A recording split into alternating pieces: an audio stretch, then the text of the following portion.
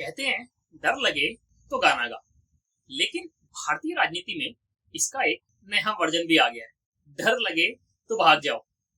और विपक्ष पिछले कई सालों से शायद इसी फॉर्मूले पर चल रहा है।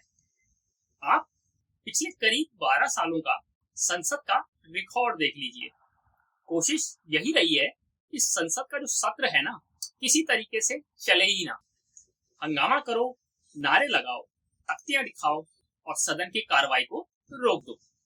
कई बार तो पूरा सत्र ही हंगामे की भेंट चढ़ गया। इस बार भी मानसून सत्र खत्म होने वाला है। आज 11 अगस्त है और सिर्फ 2 दिन बाकी है। लेकिन सवाल यही है कि इस पूरे सत्र में देश के बड़े मुद्दों पर कितनी गंभीर बहस हुई, कितने सवाल पूछे गए, कितनी बार सरकार को मजबूर किया गया कि वो जवाब दे। क्योंकि लोकतंत्र में विपक्ष का सबसे बड़ा हथियार संसद है, जहां वो सवाल पूछती है, जवाब मांगती है। लेकिन सरकार के पास अपनी बात कहने के लिए पूरी सरकारी तंत्र है, मीडिया है, मंत्रालय है और तमाम संसाधन है। लेकिन विपक्ष के पास अपनी बात रखने के लिए केवल एक संसद का मंच है और संसद सीधा प्रसारण भी होता है, पूरा देश भी देखता है। इससे बड़ा मौका और विपक्ष को क्या मिलेगा और क्या चाहिए? सरकार को घेरना है, संसद में घेरिए ना। सरकार से सवाल पूछना है तो संसद में पूछिए ना। सरकार को जवाब देने के लिए मजबूर करना है तो कीजिए ना, संसद में कीजिए। लेकिन इसके लिए पहले संसद तो चलनी पड़ेगी और यही सबसे बड़ी समस्या है। पहले किसी रिपोर्ट को लेकर के हंगामा करो, फिर कभी राफेल, कभी हिंडरबर्ग आदि आदि मुद्दे, बाद में उन मुद्दों को लेकर कई तरीके के दावे करो और बाद में संसद का टाइम खत्म कर दो। और नुकसान किसका हुआ? सीधा नुकसान जनता का हुआ, क्योंकि संसद चलने से जनता के टैक्स का पैसा चलता है, क्योंकि संसद को चलाने में जनता के टैक्स का पैसा चलता है। लेकिन मेरा मानना है कि इससे सबसे ज्यादा नुकसान विपक्ष का ही होता है। ऐसा क्यों? क्योंकि संसद में अगर विपक्ष तैयारी करके आए, तथ्यों के साथ आए और सरकार के सवालों के कटघरे में उसको खड़ा कर दे, तो उसका असर बहुत ज्यादा होता है।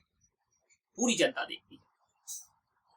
पढ़ना पड़ता है, पर इसके लिए तथ्य जुटाने पड़ते हैं, होमवर्क भी करना पड़ता है और शायद विपक्ष की यही सबसे बड़ी मुश्किल है। इसलिए आसान रास्ता चुन लिया जाता है। सदन चलने ही मत, नारे लगाओ, तख्तियां दिखाओ और अगले दिन अखबार में खबर आ जाएगी, संसद में फिर हंगामा, कार्रवाई बाधित। अब एक नया ट्रेंड भी देखने को मिल रहा है। संसद के अंदर पोस्टर और तख्तियां लेकर पहुंचने लगे। भाई, अगर आपका उद्देश्य सरकार से सवाल ही पूछना है तो सवाल पूछिए ना। अगर सरकार गलत है तो उसके खिलाफ तथ्य रखिए।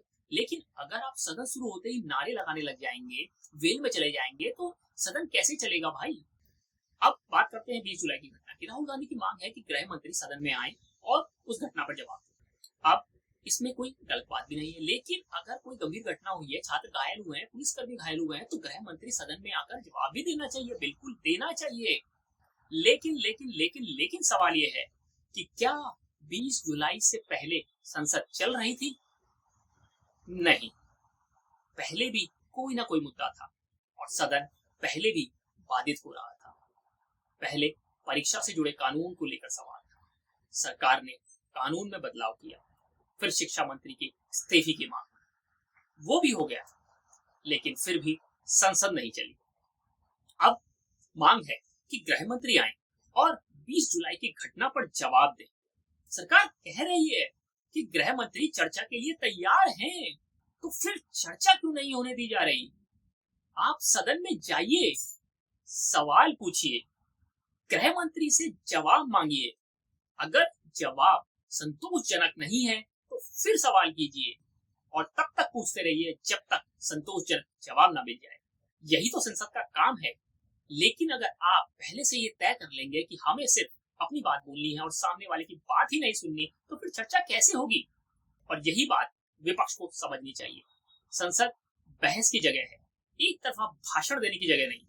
अब राहुल गांधी के बयानों की बात करें। किसी नेता को सरकार की आलोचना करने का पूरा अधिकार है भाई, लेकिन जब भाषा व्यक्तिगत हमले तक पहुंच जाती है तो सवाल उठता है कि क्या यही संसदीय भाषा है। अगर आप नेता प्रतिपक्ष हैं तो क्या आपकी कोई जिम्मेदारी नहीं है? आपको सरकार को घेरना है तो तथ्यों से घेरिए ना, तर्क से घेरिए, तर्क दीजिए, सवालों से घेरिए। गुस्सा दिखाना है, जायज है, तो मुद्दों पर दिखाइए। लेकिन अगर आपका फोकस सिर्फ नारे, पोस्टर और व्यक्तिगत बयानबाजी पर रहेगा तो जनता क्या समझेगी? अब सरकार भी थोड़ी आलोचना करनी जरूरी है। अगर गृह मंत्री इस मुद्दे पर जवाब देने के लिए तैयार थे तो सरकार पहले ही क्यों नहीं आ गई? 20 जुलाई के बाद ही क्यों कहा गया कि भाई वो सदन में आकर के चर्चा करना चाहते हैं? इतने दिनों से संसद में मतलब जो हंगामा आ रहा है तो क्यों होने दिया? सत्तारूढ़ पार्टी की भी जिम्मेदारी है ना कि भाई वो सदन में आए और संसद को चलाने की कोशिश करे। सिर्फ यही कहना काफी नहीं कि विपक्ष हंगामा कर रहा है। सरकार को भी रास्ता निकालना पड़ेगा, लेकिन विपक्ष को भी यह तय करना होगा कि आखिर वो संसद में क्या चाहता है। अगर सदन चलेगा तो आपको बोलना पड़ेगा, आपकी पार्टी के नेताओं को बोलना पड़ेगा, तथ्य रखने पड़ेंगे, सरकार को घेरने के लिए तैयारी करनी पड़ेगी। और शायद यही असली परीक्षा शुरू होती है, क्योंकि सिर्फ तख्ती दिखाने से सरकार को कटघरे में नहीं खड़ा किया जा सकता। सरकार तब तक कटघरे में खड़ा नहीं होती जब तक आप ऐसा सवाल ना पूछ लें जिसका जवाब देना उसके लिए मुश्किल हो जाए। यही असली विपक्ष है। और इतिहास में जिन विपक्षी नेताओं को आज भी याद किया जाता है, उन्हें इसलिए याद किया जाता है क्योंकि उन्होंने संसद में सरकार को अपने तथ्य और तथ्यों के आधार पर घेर लिया, सिर्फ हंगामा करके नहीं। अब आगे कुछ राज्यों में विधानसभा चुनाव भी होने वाले हैं। वहां जनता तय करेगी कि किसकी राजनीति उसे पसंद आ रही है और किसकी नहीं। इसलिए नेताओं को भी ये समझना चाहिए कि आखिर में फैसला संसद के अंदर नहीं, जनता के बीच होता है। आप संसद में चाहे कितना भी उसे बाधित कर ले, लेकिन जनता अब सब देख रही है।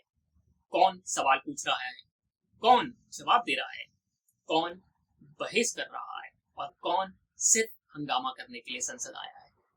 इन सब का हिसाब जनता अपने तरीके से करती है। और आखिर में एक बात सरकार के लिए, संसद चलाना सिर्फ विपक्ष की जिम्मेदारी नहीं, सरकार को भी विपक्ष को सुनना होगा, विपक्ष को भी सुनना होगा, क्योंकि लोकतंत्र में सिर्फ बोलने का अधिकार नहीं होता, दूसरे की बात सुनना भी एक जिम्मेदारी है। अगर संसद चलेगी, बहस होगी, सवाल उठेंगे, सवाल का जवाब मिलेंगे, तभी तो लोकतंत्र मजबूत होगा ना। लेकिन अगर हर मुद्दे पर संसद बंद रहेगी तो नुकसान सिर्फ एक पार्टी का नहीं होगा, पूरे देश का होगा। ये समझना बहुत जरूरी है। और इसी उम्मीद के साथ आज के खबर में हम सिर्फ इतना ही बात करेंगे कि भाई संसद चलाइए, बहुत सारे मुद्दे हैं, पटल पे लाइए, जवाब तलब कीजिए। और जब तक उन जवाबों का सवालों का जवाब ना मिल जाए, संतोषजनक जवाब ना मिल जाए, तब तक पूछते रहिए और सरकार भी उनका जवाब सामने रखे। और आज के अंक में सिर्फ मैं इतना ही बात करना चाहता हूँ। मिलता हूँ आपको अगली वीडियो। अगर वीडियो पसंद आया तो वीडियो को लाइक कीजिए, शेयर कीजिए। नमस्कार, जय।